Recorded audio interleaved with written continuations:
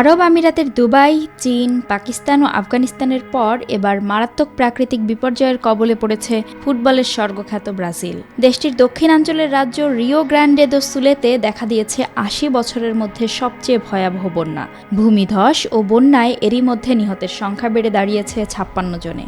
এখন পর্যন্ত নিখোঁজ ৭৪ জন বলে জানিয়েছে বিভিন্ন আন্তর্জাতিক গণমাধ্যম। উরুগুয়ে ও আর্জেন্টিনার সীমান্তবর্তী রাজ্য রিও গ্রান্ডে দো সুলের অন্তত ৪৯৭টি শহর ইতোমধ্যে বন্যার পানিতে তলিয়ে গেছে। বন্যার কারণে রাজ্যটির বিভিন্ন এলাকার সড়ক ও অসংখ্য সেতু ধসে পড়েছে। প্রবল ঝড়ে একটি জলবিদ্যুৎ কেন্দ্র ক্ষতিগ্রস্ত হয়েছে। বেন্টো গনকালভস শহরের একটি শহররক্ষা বাঁধের আংশিক ধসে পড়েছে।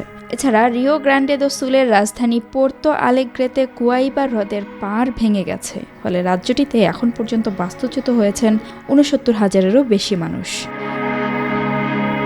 প্রবল বন্যার কারণে পোর্তো আলেগ্রের আন্তর্জাতিক বিমানবন্দর অনির্দিষ্টকালের জন্য সমস্ত ফ্লাইট স্থগিত করায় রাজ্যটিতে আকাশপথে যোগাযোগ বিচ্ছিন্ন হয়ে গেছে।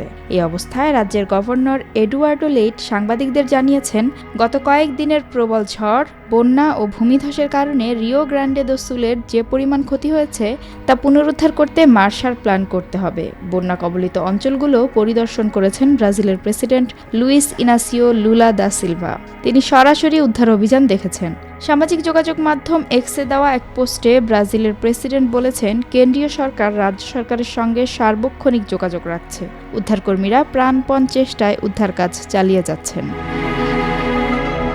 ব্রাজিলের আবহাওয়া অফিস জানিয়েছে, রিও গ্রান্ডে দো সুলে রাজ্যের বৃষ্টিপাত ক্রমশ কমছে। এই সপ্তাহের শেষে বৃষ্টিপাত আরও কমে আসবে বলে ধারণা করা হচ্ছে।